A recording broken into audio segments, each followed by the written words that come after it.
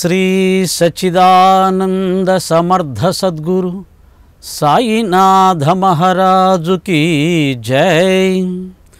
राजाधिराज योगिराज परब्रह्मा श्री सच्चिदानंद समर्थ सद्गुरु साईनाथ महाराज। सदा सत्स्वरूपं चिदानंदकंदं जगत्संभवस्थान संहार हेतुं स्वभक्तेच्छया मानुषं दर्शयन्तं नमामीश्वरं सद्गुरुं साईनाथं। ఎల్లప్పుడూ సత్యస్వరూపంతో ఉంటూ ఎల్లప్పుడూ ఆనంద స్వరూపుడుగా ఉంటూ ఈ యొక్క సమస్త జగత్తును కూడా సృష్టించి పాలించి లయం చేయగలిగినటువంటి సమస్త శక్తిని కలిగి ఉండినటువంటి ఆ పరమేశ్వరుడు తన భక్తుల యొక్క ప్రార్థనను మన్నించి ఈ యొక్క లోకాన్ని ఉద్ధరించడానికి సాయినాథుని రూపంలో అవతరించారట. అటువంటి సాయీశ్వరునికి నమస్కరిస్తున్నాను. సాయి బంధువులారా, ఆత్మబంధువులారా, సాయి స్వరూపులారా, మనందరికీ కూడా ఒక గొప్ప పర్వదినం రాబోతూ ఉంది. అదేమిటంటే మే నెల 19వ తారీఖు అంటే 2017 మే నెల 19వ తారీఖు మనందరము ప్రతినిత్యము అత్యంత శ్రద్ధాభక్తులతో పారాయణం చేస్తూ మన కోరికల్ని నెరవేర్చుకుంటూ బాబా పాదపద్మముల యందు గొప్ప భక్తిని పెంపొందించుకుంటూ చివరికి జీవిత పరమార్థమైనటువంటి మోక్షాన్ని కూడా సాధించే ప్రయత్నంలో మనకు ఉపయోగపడుతున్నది ఏమిటంటే శ్రీ సాయి సచ్చరిత్ర. మన యొక్క తెలుగు రాష్ట్రాలలో అత్యధికమైనటువంటి తెలుగు వాళ్ళ చేత ప్రతినిత్యం పారాయణ చేయబడుతున్న గ్రంథం ఏదైనా ఉంది అంటే అది శ్రీ సాయి సచ్చరిత్ర. అది కూడా శ్రీ పత్తి నారాయణరావు గారి చేత తెలుగులో అనువదింపబడినటువంటి ఈ గ్రంథరాజాన్నే మనం ప్రతినిత్యం పారాయణం చేస్తూ దివ్యానందాన్ని పొందుతూ ఉన్నాం. మరి ఈ సాయి సచ్చరిత్ర మొదట మరాఠీలో అన్నాసాహెబ్ దాబోల్కర్, మనందరం ముద్దుగా హేమాడ్ పంత్ని పిలుచుకుంటూ ఉంటాం. వారు హేమాడ్ పంత్ అనే నామధేయంతో ప్రసిద్ధులు. ఆ నామాన్ని వారికి ప్రసాదించిన వారు మన గురుదేవులు షిరిడి సాయినాథుల వారు.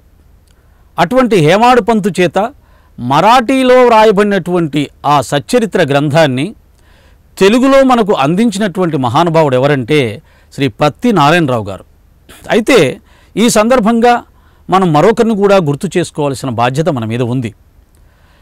హేమాడ్ పంతు చేత మరాఠీలో వ్రాయబడినటువంటి ఈ యొక్క సచ్చరిత్ర గ్రంథాన్ని మొదట ఇంగ్లీష్లోకి గౌరవనీయులు శ్రీ గుణాజీ గారు అనువదించడం జరిగింది. దాన్ని పత్తి నారాయణరావు గారు తెలుగులోకి అనువదించారు. ఇది ఎప్పుడు జరిగింది అంటే 1953 మే 19వ తారీఖున వారిచే రచింపబడినటువంటి ఆ గ్రంథము ముద్రించబడి బాబా సమాధి దగ్గర గ్రంథావిష్కరణ జరిగింది. కనుక ఆ యొక్క మే 19ని మనం ప్రతి సంవత్సరం కూడా సచ్చరిత్ర యొక్క ఆవిర్భావ దినోత్సవం అంటే జన్మదినోత్సవం జరుపుకుంటూ ఉంటాం. ఈ జన్మదినాన్ని ఎక్కడెక్కడ ఎవరు జరుపుతున్నారో మనకు తెలియదు. కానీ ఇదిగో సాయి టీవీ వాళ్ళు మాత్రం ప్రతి సంవత్సరం హైదరాబాదులో ఈ జన్మదినోత్సవాన్ని రంగరంగ వైభవంగా చాలా ఉత్సాహంగా ఆనందంగా జరుపుకుంటూ ఉంటారు. అందులో భాగంగానే ఇప్పుడు ఈ యొక్క కార్యక్రమంలో నేను మీ ముందుకు రావడం జరిగింది. కనుక మనని ఇంతకాలం ఆధ్యాత్మిక మార్గంలో ముందుకు నడిపిస్తూ మన భౌతికమైనటువంటి వాంఛలన్నింటినీ కూడా తీరుస్తూ మనకు సర్వశుభాలు కలిగిస్తున్నటువంటి ఆ యొక్క గ్రంథరాజాన్ని మనకు అందించిన మహానుభావుని తలుచుకోవాలి. అలాగే ఆ గ్రంథరాజాన్ని ఆ రోజు పూజించుకోవాలి. కనుక మనకి ఇప్పుడు బాబాగారిని చూడడానికి బాబాగారు లేరు. మరి బాబాగారు మనకు ఏ రూపంలో లభ్యమవుతున్నారా అంటే ఇదిగో ఈ యొక్క సచ్చరిత్ర రూపంలో మనకు లభ్యమవుతున్నారు. ఈ సచ్చరిత్రకు బాబాకు ఏమాత్రం కూడా తేడా లేదని గ్రహించాలి. పత్తినారాయణరావు గారి పూర్వజన్మ సంస్కారం వల్ల బాబా యొక్క అనుగ్రహానికి పాత్రులై ఈ యొక్క హేమాడ్ పంత్ చే రాయబడినటువంటి ఆ గ్రంథాన్ని ఇంగ్లీష్లో నుంచి తెలుగులోకి అనువదించే మహాభాగ్యం వారికి ప్రసాదించారు బాబాగారు. ఆ విధంగా ప్రతిరోజు ఒక్కొక్క అధ్యాయానికి మించి తెలుగులో అనువదించడం ప్రారంభించారు. నాకు తెలిసి 30 రోజుల్లోనో ఎంతో మొత్తం గ్రంథం మొత్తం కూడా అనువదించడం జరిగింది. అలా అనువదించినటువంటి గ్రంథాన్ని ముద్రించడానికి ఎక్కడికి వెళ్ళాలి, ఏం చేయాలి అని ఆలోచిస్తున్నప్పుడు హైదరాబాదులో ఉండే పాపయ్య గారు చీఫ్ ఇంజనీర్ వారు నీ యొక్క గ్రంథాన్ని ముద్రిస్తారు, నీవు హైదరాబాదు వెళ్ళి వారిని కలువు అని బాబాగారు స్వప్న దర్శనమిచ్చి చెప్పడం జరిగిందట. ఆ స్వప్న దర్శనాన్ని గుర్తించి నమ్మి పూర్తి విశ్వాసంతో వారు హైదరాబాద్ వచ్చారు. పాపయ్య గారిని కలుసుకున్నారు. ఆ పాపయ్య గారు ఆ గ్రంథాన్ని ముద్రించడానికి కావలసిన ధనాన్ని మొత్తం కూడా సమకూర్చడం జరిగింది.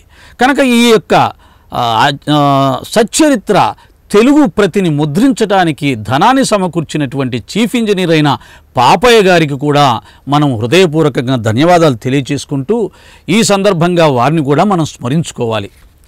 ఆ తర్వాత పత్తినారాయణరావు గారు ఈ గ్రంథాన్ని మే నెల 1953 బాబాగారి సమాధి మీద పెట్టి మొదటి గ్రంథాన్ని ఆవిష్కరించి ఎవరికి ఇవ్వాలి అని ఆలోచిస్తున్న సమయంలో పశ్చిమ బెంగాల్ నుంచి దుక్కా లీలమ్మ గారు అనే ఒక తెలుగు వనిత బాబా దర్శనానికి సమాధి దర్శనానికి వచ్చిందట. ఆమె ఆ గ్రంథాలను చూసి ఏమండి ఇవి తెలుగు గ్రంథాలా అని అడిగిందంట. అవునమ్మా, ఇది తెలుగు గ్రంథమే, బాబాగారి జీవిత చరిత్ర. మొట్టమొదట మీరు ఇక్కడికి రావడాన్ని బట్టి బాబాగారు ఈ గ్రంథాన్ని మొట్టమొదట మీకిమ్మని సంకల్పించినట్టున్నారు అని చెప్పి ఆ గ్రంథాన్ని ఆ తల్లి చేతిలో పెట్టారు. అంతవరకు కూడా దుక్కా లీలమ్మ తల్లికి బాబాగారి దగ్గరికి వచ్చి నమస్కారం పెట్టుకొని వెళ్తుంది, దర్శించుకొని వెళ్తుంది తప్ప బాబాగారి యొక్క జీవిత విశేషాలని పెద్దగా తెలియదు. ఆ గ్రంథాన్ని ఆమె చదవడం మొదలుపెట్టింది.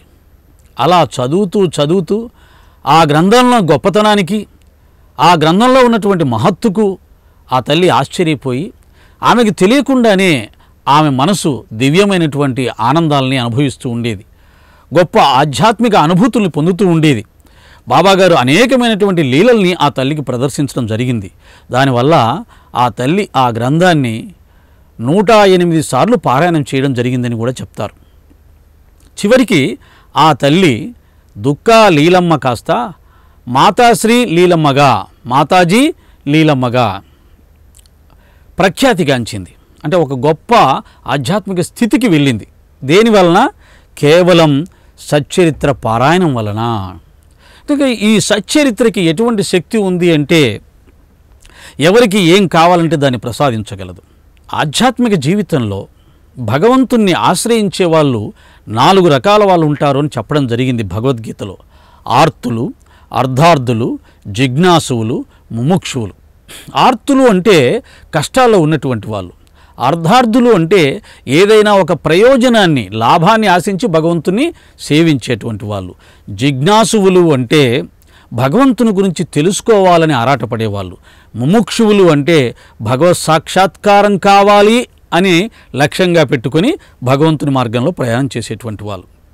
ఈ ఈ 4 తరగతుల భక్తులను అనుగ్రహించి ముందుకు నడిపించే శక్తి ఒక భగవద్గీతకు ఉంది. ఆ తర్వాత ఈ శ్రీ సాయి సచ్చరిత్రకు ఉంది. అంత గొప్ప శక్తి కలిగింది సచ్చరిత్ర.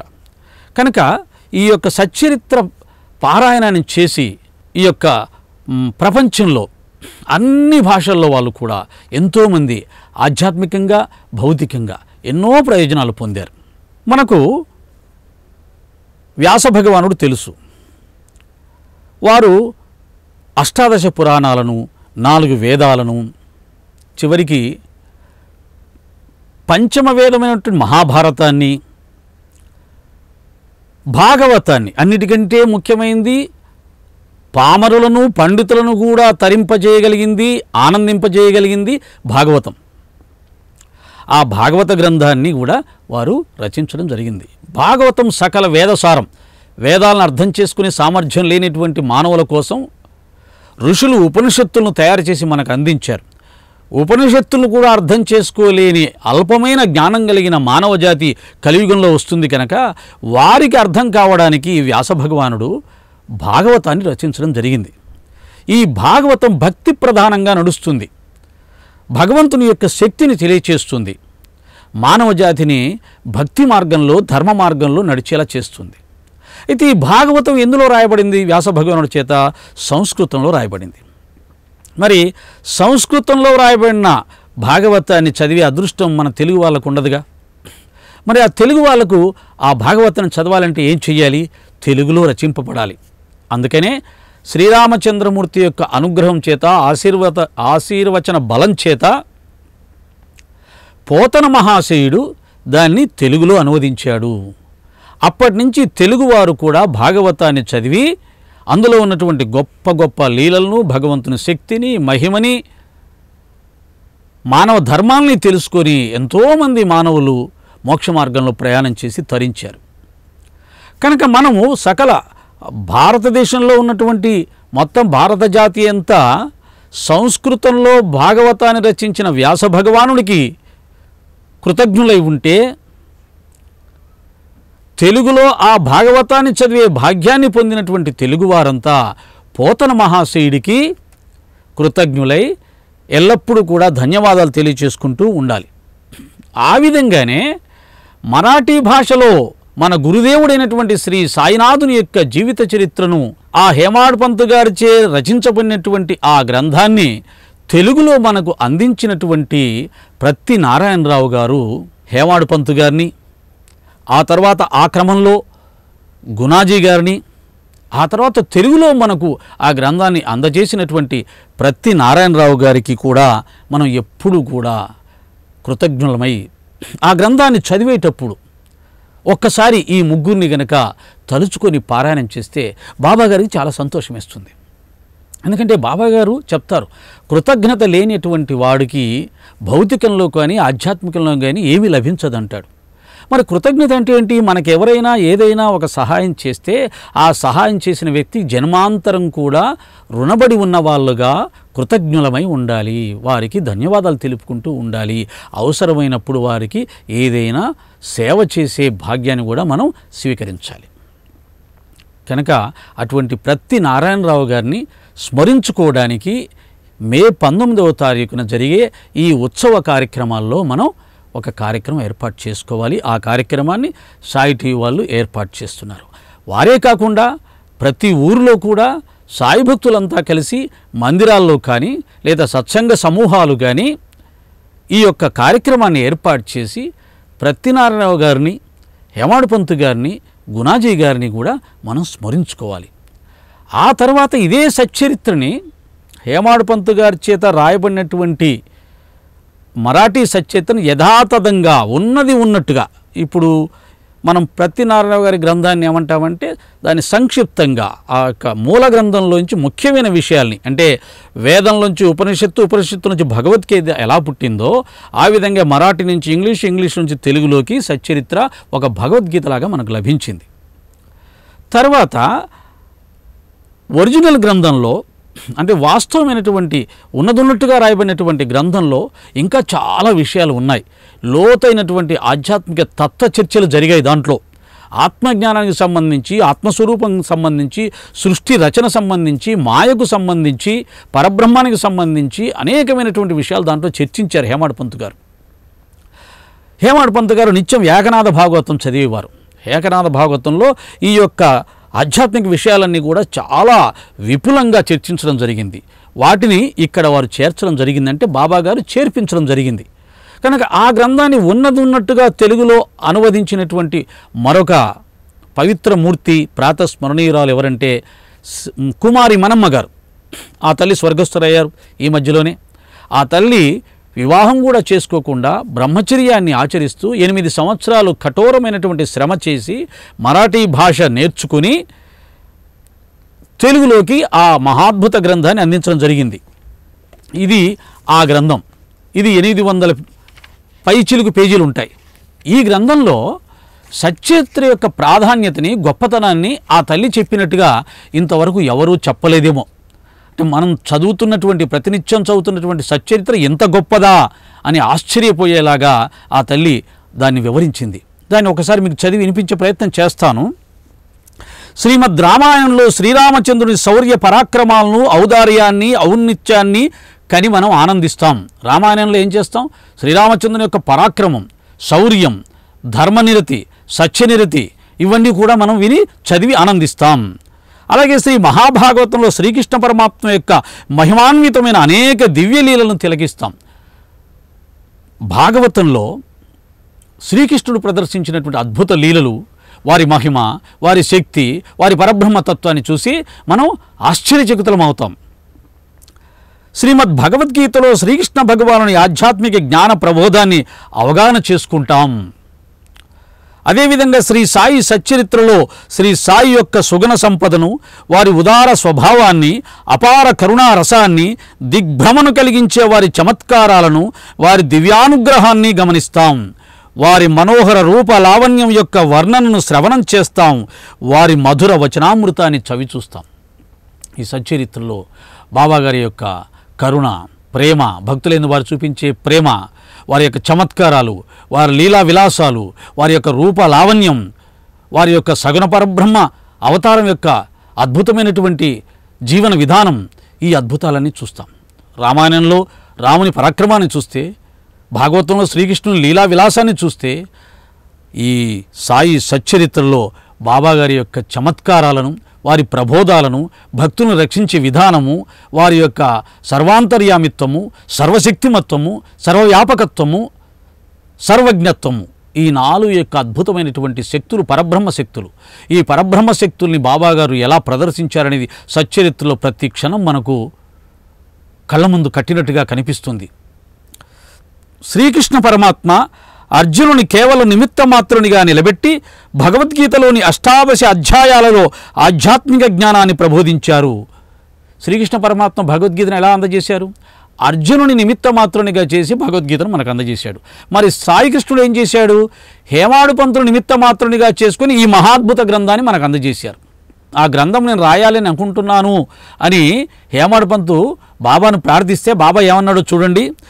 నీవు కేవలం నిమిత్త మాత్రుడవే, నా కథ నేనే వ్రాసుకుంటాను. నా చరిత్రను శ్రవణం మననంకి సంకీర్తనం చేస్తే అవిద్యాదోషం అజ్ఞానం నిరసిస్తుంది, జ్ఞానం ప్రకాశిస్తుంది, దుఃఖం నశిస్తుంది, సంతోషం పరిఢమిల్లుతుంది అని బాబాగారు స్వయంగా అభయప్రదానం చేశారు. ఇంకా సచ్చరిత్రకు గొప్పతనాన్ని ఏం చెప్తున్నారంటే, శ్రీ సాయి యొక్క చరిత్ర మాత్రమే కాదు, ఒకప్పుడుండి మరొకప్పుడు మాయమైపోయే నశ్వర మాయా ప్రపంచం వలె కాక సర్వత్ర సర్వకాల సర్వావస్థలలోనూ నిత్యం నిలిచి ఉండే సద్వస్తు. ఇంకా చూడండి ఈ సచ్చరిత్ర గురించి ఆ తల్లి ఎంత గొప్పగా వర్ణించిందో.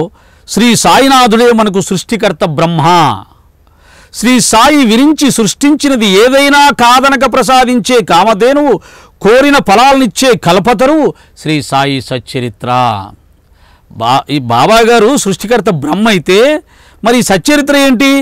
ఏదైనా కాదనక ప్రసాదించే కామధేనువు, కల్పతరువు శ్రీ సాయి సచ్చరిత్ర. ప్రసాదిస్తుందా? మనందరికీ ప్రసాదిస్తుంది. కనుక ప్రతినిత్యం సచ్చరిత్ర పారాయణం చేస్తున్నాం.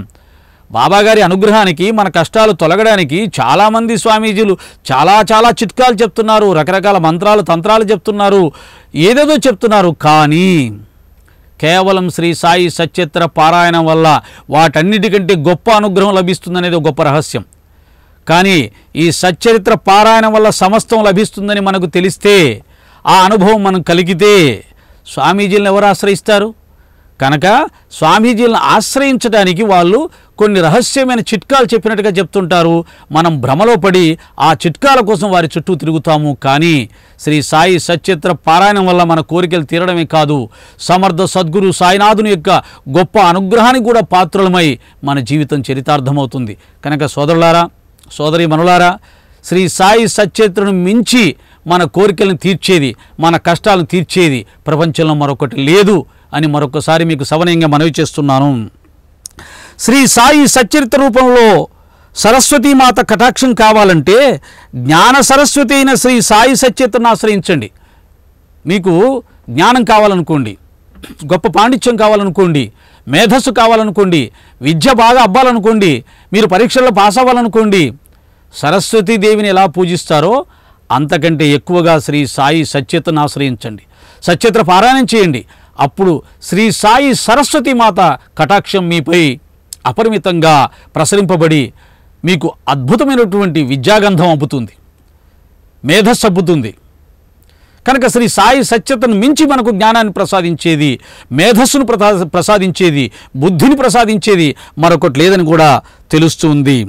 సకల జీవుల స్థితిగతులను చూచే ఆది విష్ణువు మన సాయి నారాయణుడు, స్థితికారకుడు శ్రీమన్నారాయణుడు. సమస్తమైనటువంటి సృష్టి ఇలా నిలబడి ఉంది అంటే ఆ శ్రీమన్నారాయణుని యొక్క శక్తి వలనే. మరి సచ్చేత ఎటువంటిది? అష్టైశ్వర్యాలను అనుగ్రహించే ఆదిలక్ష్మికి అష్టలక్ష్ములకు ఆలయం శ్రీ సాయి సచ్చరిత్ర. ఈ సమస్తమైనటువంటి జీవరాశులకు కావలసిన వస్తు ప్రపంచాన్ని కానీ ధన కనక వస్తువాహనాలను కానీ ప్రసాదించేది శ్రీ సాయి సచ్చరిత్ర. అంటే మనకు స్థితికారకం, మన జీవితాన్ని నిలబెట్టేది, మన కష్టాలను తొలగించేది, మనకు సర్వశుభాల్ని ప్రసాదించేది శ్రీ సాయి సచ్చరిత్రని చెప్పబడుతుంది. ధనకనక వస్తువాహనాలు సకల భోగభాగ్యాలను, సంపత్తిని, సంతానాన్ని దేనిని కోరుకున్న ప్రసాదిస్తుంది. ప్రళయకారకుడైన పరమేశ్వరుడే మన సాయి సర్వేశ్వరుడు. దుష్టశక్తులను, దుష్టగ్రహాలను, దుర్గుణాలను దునుమాడే దుర్గా భద్రకాళీలకు నిలయం శ్రీ సాయి సచ్చరిత్ర. ప్రళయకారకుడైన పరమేశ్వరుడే సాయిబాబా. మరి సచ్చరిత్ర ఏంటి? దుష్టశక్తులను, దుష్టగ్రహాలను, దుర్గుణాలను కూడా దునుమాడే దుర్గా భద్రకాళీలకు నిలయం శ్రీ సాయి సచ్చరిత్ర. కేవలం ప్రళయం మాత్రమే సృష్టించేది ఈశ్వరుడైతే, మన దుర్గుణాలను పోగొట్టి సద్గుణాలను ప్రసాదించేది, దుష్టగ్రహాలను, దుష్టశక్తులను పారద్రోలేది శ్రీ సాయి సచ్చరిత్ర. కనుక శ్రీ సాయి సచ్చరిత్ర పారాయణం ఇవ్వలేనిదేమీ లేదు. మనకు దయ్యాలు పట్టాయి, భూతాలు పట్టాయి, మనకు దుష్టగ్రహాలు పట్టాయి, మన జీవితం అంతా కష్టంగా ఉంది అని ఆ గ్రహాలను పోగొట్టుకోవడానికి స్వామీజీలను ఆశ్రయించాల్సిన అవసరం లేదు. ఆ దుష్టశక్తులను పోగొట్టడంలో శ్రీ సాయి సచ్చరిత్ర భద్రకాళి, దుర్గా, మహాకాళితో సమానం అని చెప్తూ ఉంది. ఉమామహేశ్వరులు అభిన్నంగా అర్ధనారీశ్వరుని రూపంలో ఉంటారు. అట్లే సాయీశ్వరునికి అభిన్నంగా ఉన్న సాయి అర్ధాంగి శ్రీ సాయి సచ్చరిత్ర. ఉమామహేశ్వరులు అర్ధనారీశ్వర తత్వం, ఈశ్వరుడు, జగన్మాత, పార్వతీదేవి కలిసి ఒక రూపంగా ఉంటారు. అలాగే సాయినాథుడు, సచ్చరిత్ర కలిసి ఒక రూపంగా ఉంటాయి.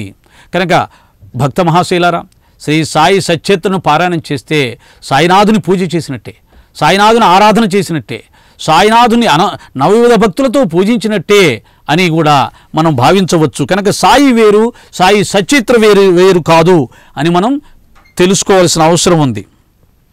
సూర్యుని కిరణాలు వేరు కావు కదా. సకల లోకాలకు వెలుగునిచ్చే సాయి భాస్కరుని కరుణ కిరణాల ప్రకాశమే శ్రీ సాయి సచ్చరిత్ర. చంద్రుడు వేరు, చంద్రుని కిరణాలు వేరు కావు కదా. ఓషధీనాథుడైన సాయి చంద్రుని చల్లని పున్నమి వెన్నెల శ్రీ సాయి సచ్చరిత్ర. చూడండి ఎంత అద్భుతంగా వర్ణించిందో తల్లి. నభూతో న భవిష్యతి. ఆ తల్లి సచ్చరిత్ర గొప్పతనాన్ని వర్ణించినట్టుగా ఇంకెవరు కూడా వర్ణించలేదు, వర్ణిస్తారనే ఆశ కూడా లేదు. అంత గొప్పగా వర్ణించింది. అగ్ని దాని తేజం వేరువేరుగా ఉండగలవా? సర్వభక్షకుడైన అగ్నిహోత్రుడు సాయిదేవుడు. మన జన్మల కర్మవాసనలు భస్మం చేసే యజ్ఞకుండం శ్రీ సాయి సచ్చరిత్ర. మన జన్మల పాపకర్మలను తొలగించడానికి, మన పాప కర్మల వాసనల సంస్కారాలను భస్మం చేయడానికి, మన మనసును పవిత్రపరచడానికి ఇదొక పవిత్రమైన యజ్ఞకుండం శ్రీ సాయి సచ్చరిత్ర అని చెప్తూ ఉన్నారు. సాయిబాబా యజ్ఞ భగవానుడు. అహోరాత్రులు నిర్విరామంగా ప్రజ్వరిల్లే వారి పవిత్ర ధుని వలనే శ్రీ సాయి సచ్చరిత్ర మన సంస్కార సమిధులను దహించి వేస్తుంది. అంటే దుష్ట సంస్కారాల సమిధులను దహించి వేసి గొప్ప సంస్కారాలను మనకు ప్రసాదిస్తుంది సచ్చరిత్ర. సాయి యొక్క అసమానమైన విభూతి ప్రసాదం వలనే సాయి యొక్క ప్రాసాదిక గ్రంథం శ్రీ సాయి సచ్చరిత్ర అనుపమానం. పువ్వు దాని తావి, పువ్వు దాని యొక్క వాసన విడివిడిగా ఉంటాయా? మధుర పదార్థాన్ని, దాని మాధుర్యాన్ని వేరుపరచగలమా? సాయిబాబా మధుర మనోహర మూర్తి. వారి మధుర మోహన రూపాన్ని, మధుర మందహాసవదనాన్ని, మధుర దరహాసాన్ని, మృదుమధుర ప్రవచనాలను, మధురోపదేశాలను, మధుర బోధనా పద్ధతిని, మధుర సంభాషణా విధానాన్ని, మధుర హాస్య వినోదాలను, మధుర ప్రేమామృతాన్ని ప్రవహింపచేసే మధురమయి శ్రీ సాయి సచ్చరిత్ర. చూసారా ఎన్ని మధురత్వాలు ఉన్నాయో దీనికి, సచ్చరిత్రకి. అనంతమైనటువంటి గొప్ప మహిమ కలిగినటువంటి ఈ యొక్క సచ్చరిత్రలో ఉన్నటువంటి మాధుర్యాన్ని తల్లి ఎన్ని మధుర రసాలతో నింపిపెట్టిందో. సాయి యొక్క స్థూల శరీరాన్ని మనం ఇప్పుడు చర్మచక్షులతో చూడలేం ఇందాక చెప్పినట్టుగా, కానీ వారి ఆకర్షణీయమైన రూపాన్ని, వారికి ప్రతిరూపమై వెలిసిన శ్రీ సాయి సచ్చరిత్రలో జ్ఞాననేత్రాలతో చూడగలుగుతాం. సాయి ప్రదర్శించిన వింతలను, విశేషాలను, విచిత్ర లీలలను మన తనివి తీరా చూసుకునే దర్పణం శ్రీ సాయి సచ్చరిత్ర. సచ్చరిత్ర పారాయణ చేస్తుంటే ఆ సచ్చరిత్రలో బాబా యొక్క లీలలు, విచిత్ర చర్యలు, సంభాషణ, బోధనలు ఇవన్నీ కూడా ప్రస్ఫుటంగా ఆనాటి కాలానికి మనం వెళ్ళిపోయి ఆ ద్వారకామాయిలో మనం భక్తుల్లో కూర్చొని బాబాను ప్రత్యక్షంగా దర్శిస్తూ, వారి లీలను ప్రత్యక్షంగా దర్శిస్తూ, వారి బోధనలు ప్రత్యక్షంగా శ్రవణానందంతో వింటూ ఉన్నటువంటి అనుభూతి కలిగిస్తుంది ఈ సాయి సచ్చరిత్ర.